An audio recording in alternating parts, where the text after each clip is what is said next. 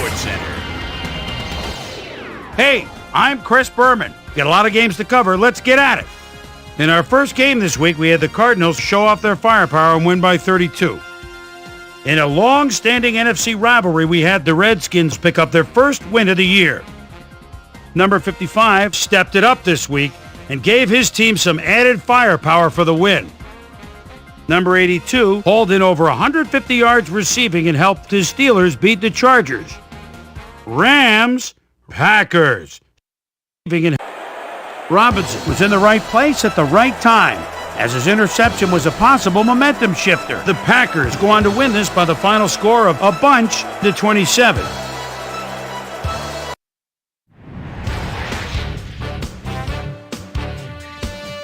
Up in the Windy City of Chicago, we had the Bears run away with a gigantic 22-point win. Down in Alltel Stadium, we had the Jaguars put on a show and come out on top by 20. We had a big injury in this one, and Trey has the lowdown for us. Trey? All right, Boomer, thanks. Before we get to the big news of the week, let's do a quick shakedown on the rest of the NFL's injuries. This guy might be the biggest loss on this list. It's reported that he's fractured his leg and that he'll be out for the rest of the regular season. There's a chance, however, they'll get him back for the playoffs. Now we'll move on to our top story of the day. This guy is going to find himself in street clothes for the time being, and that'll be a major blow to this club. So that'll do it for now. Chris, let's send it back to you. Raiders, 49ers.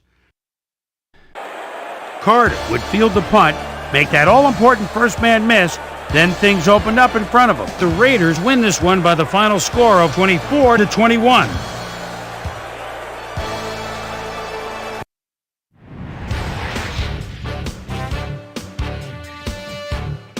The Eagles' defense held their opponents to under 100 rushing yards in their win at Lincoln Financial Field. The Browns won on the road and will head into their bye week on a high note. In a long-standing AFC rivalry, we had the Colts win their 5th game of the season. Buccaneers, Saints. Game of the season. Keyshawn Johnson was definitely a key, as he was able to work his way open for a big one here. The Buccaneers go on to win this by the final score of 34-27. Number 42 had yet another productive game, keeping his streak alive, but in the end it wasn't enough to get the win. And in our final game, we had the Vikings come away victorious. So another week in the books here on ESPN, but what do you say we hand out a few game balls before we go? Here's my primetime players. That'll do it, sports fans. I'm Chris Berman, and thanks so much for joining us here in the Bristol studios. We'll see you next week right here on ESPN, the worldwide leader in sports.